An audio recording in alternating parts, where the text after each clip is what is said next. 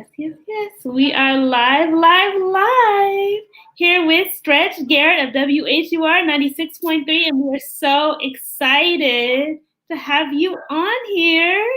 Well, thank you. I appreciate it. Thanks for the opportunity to be here with you tonight. For sure, for sure. And so, in normal fashion, let's hop straight into this interview, shall we? Yeah, let's get into it. All right. So, tell us a little bit about how you got into radio and what do you think has been the key to your success? Ah, man. First got into radio at the age of 19. I was 19 years old, in college. Kind of, it's interesting because when I was younger, I always had a infatuation with, or fascination rather, with radio. And I never thought it would be the career that I would take. I always wanted to be a computer engineer and be an analyst and do all these great things with computers. But then when I got to college and started taking classes, I was like, boring. So it wasn't until my freshman year in college, I played basketball at the University of Maine at Fort Kent. And when the season was over with, my advisor at the time suggested that I work on the campus radio station. Now, mind you, the campus radio station at that time was very, very small. It only reached the dorms. No one was listening. But I wanted to do it because I have a love and a passion for music. Yeah. And that kind of sparked it for me.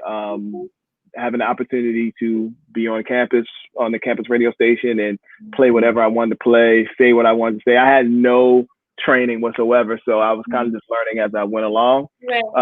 And it wasn't until I actually transferred and went to Towson University, okay, where I graduated from, of course, that I had the opportunity to learn and fully engage myself in the art of radio. And I guess you could say I was just lucky in the sense of, but I've really worked hard. I've really worked hard because while I was still in school, I started working at a radio station that's no longer around, V103 in Baltimore, and had an opportunity to learn on the job. While I was an intern, I was actually hired, started doing Saturday afternoons at the station while I'm still in college. And I was just like, this is so dope to have that opportunity to actually fall and do things that I have a love for, and that is have an opportunity to talk to people, play music, and hopefully put a smile on somebody's face. As you do all the time. And so, hey, what are your favorite genres of music, and who are you currently bumping in each category? Well, I mean, for me, my favorite genre of music is always going to be 90s hip hop and R&B. Yes. That's just my love right there. But as far as like new folks out right now, I'm digging a lot of cats. I love WHUR, I love Khalid, I love Kalani. Some of my favorites. As far as like hip hop wise, I'm a big fan of Griselda. It's just a lot of great music out there that I'm bumping, as you say. But if anything, if you ever get in my truck, you always gonna hear, Eric B. and Rakim, Nas, Jay, Biggie, the Wu-Tang, Tribe, all the classics that never get old. Not at all, not at all. And so, what is your favorite part about being a radio personality?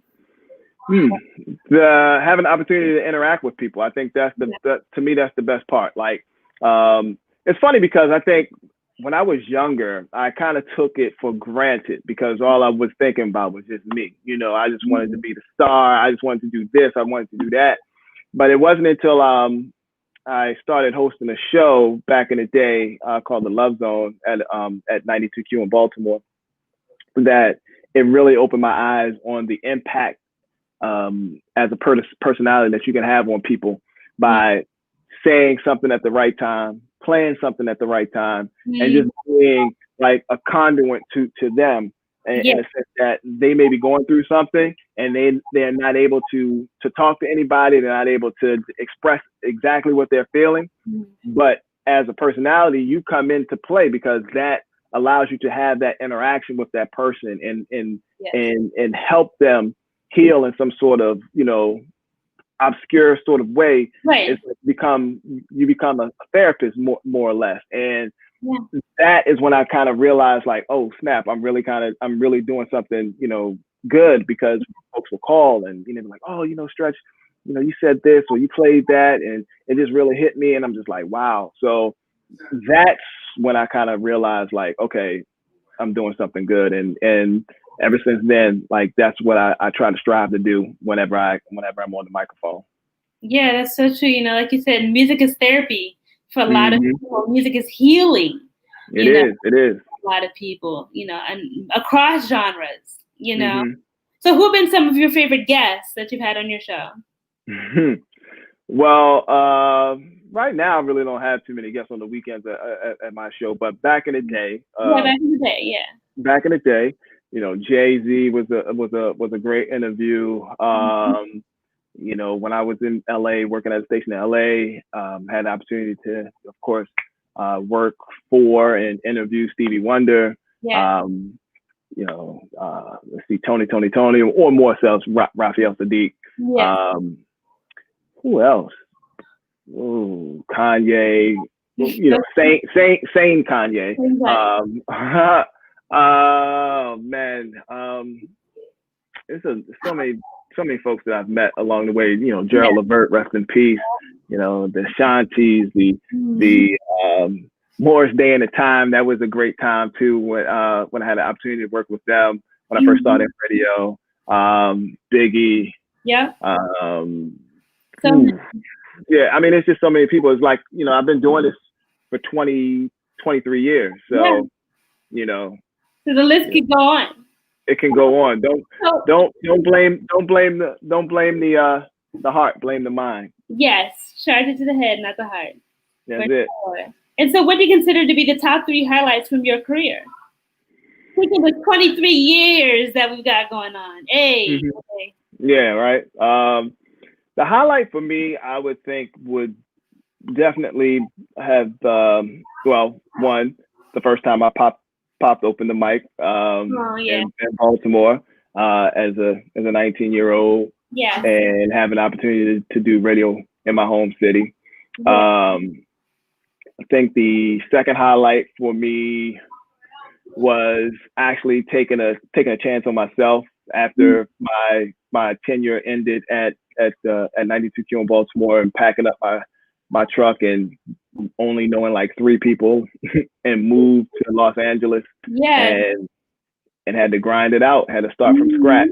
And that definitely was an opportunity, exciting for me, because I got a chance to work for Stevie Wonder, and because he owns a station in Los Angeles called KGLH. So shout out to all the folks over there, Andre Russell. And that was just a highlight for me, because never would I ever thought that I would be, a kid from Baltimore, have an opportunity to be in Los Angeles and doing radio in Los Angeles nonetheless. And I think the third highlight for me was not really more. And so radio is like, as I was, transitioning out of radio and still working in the industry, was when I got a job at Yahoo Music, which is no longer around. That's when I was still living in Los Angeles too, and had an opportunity to work with some really, really dope people. And I was programming the urban radio and urban video stations for Yahoo Music at the time. And that was just a super, super dope experience, because everybody's out there and everybody wants to stop by because they want to play their music, and they want to hobnob with you. And so it was a good experience for me to actually have that opportunity to expand and to grow and to meet different people. Right. Yeah, that's awesome. And so, you've come this far in your career. What advice would you give to young people who are aspiring to get into radio? Be you. Be authentic. Definitely things have changed since I've got into this world of radio, and I always would say expect the unexpected because there are opportunities that you could find yourself living it up, having a good time, and on the air. And of course, it's a business. Yeah. Things happen, and you can find yourself not on the air, or the station may change formats, or whatever the case may be. But I would always say just be authentic, be you, because whatever it is that you have that got you that job, never change. Be willing to open and be willing to grow, because you're never too old to learn something. And trust me, I'm a testament to that day in and day out. But I would always just say, just be authentic, be you, and that is what will keep you around for a long time if you so choose to continue to do radio. Awesome. And so what advice would you give yourself, knowing what you know now, if you were to go back to the beginning of your career?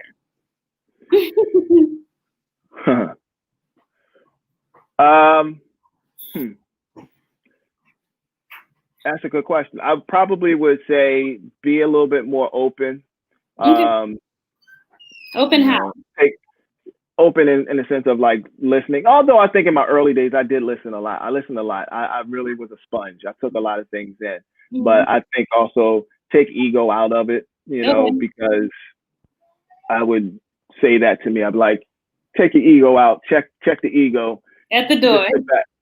Just sit back, listen, and kind of absorb as much as you possibly can, but also be willing and make yourself expendable. One of the things I think I would always say, because it's funny, someone had mentioned this to me, and I thought about it because it really hit me hard.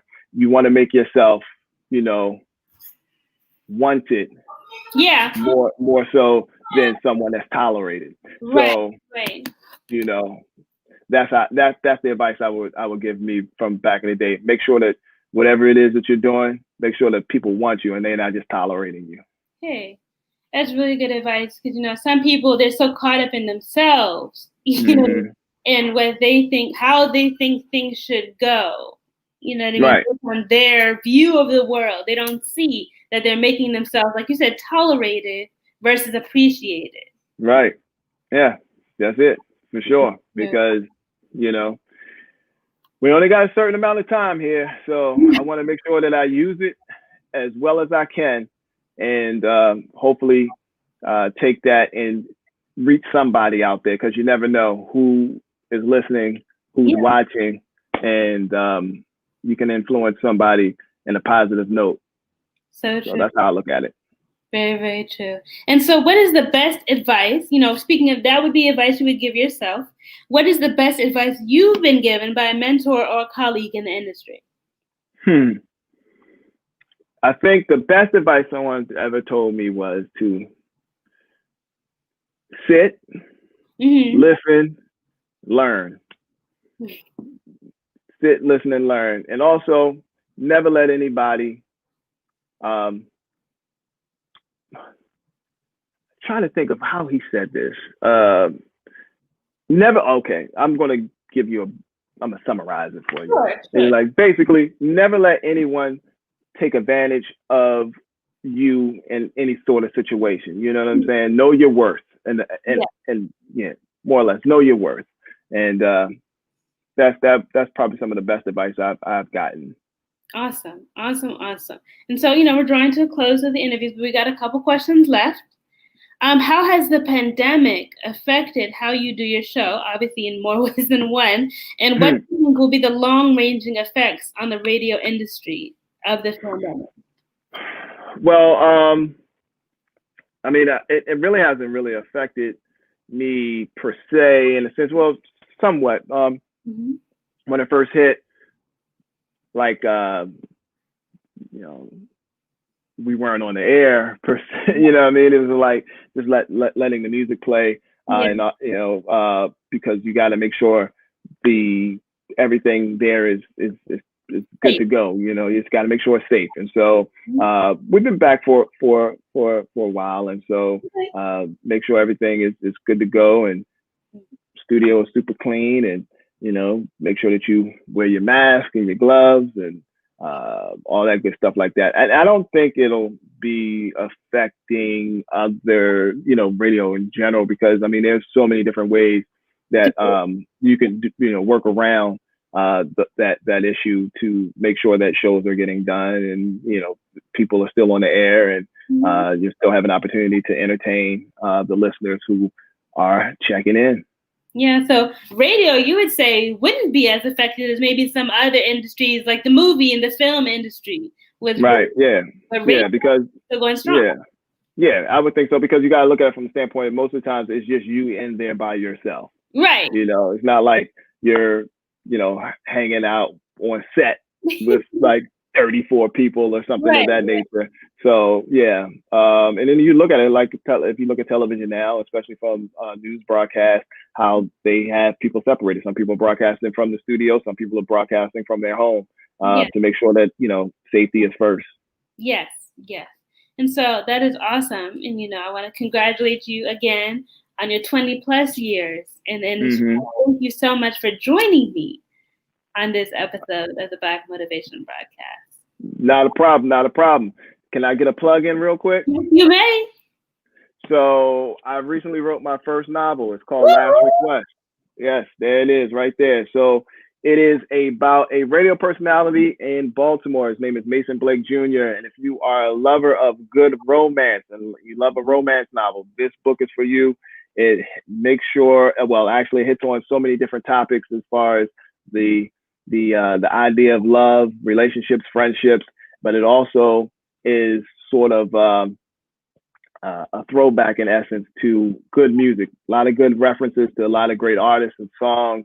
So if you are a big lover of the 90s, R&B and hip hop, then you'll definitely enjoy this book. But it is one that'll put you on an emotional roller coaster, I would say. Make you cry, make you laugh, make you upset, and put a smile on your face all at the same damn time.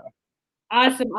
And so let's skip to that question. So where can we find this book, and how can we purchase it and support it? Well, Last Request is available everywhere books are sold online. Barnes & Noble, of course, Amazon, Books A Million. You can also order it from my website at dopescent76.com. I would encourage you all to pick it up. Tell me what you think, and just enjoy it. It's a good time to read a book too. It's the summertime. Yes. You need a nice summer read. You want to relax, throw on a little music, drink yourself a little glass of wine, and read this book. Last Request. And again, you spell out your website for us, and how can we find you on social media? Yeah, my website again is dopescent76.com. So DOPESINCE, the number 7, the number 6.com. You can also find me on Instagram at dopescent76media. Or you can follow me on my personal at StretchG, STRETCHG. Awesome. And so what words of motivation would you like to leave our audience with on this awesome special episode of the Black Motivation Broadcast? Live up, big up, get up. That's all I got to say. Make it happen, because now is the opportunity, especially we're living in this world of, quarantine, more or less. Here's an opportunity for you to kind of step outside of your comfort zone, start a business, increase your knowledge, go back to school, work on something around the house, whatever it is. Just do something that's going to influence you and also help you grow. Amen. Well, thank you again for joining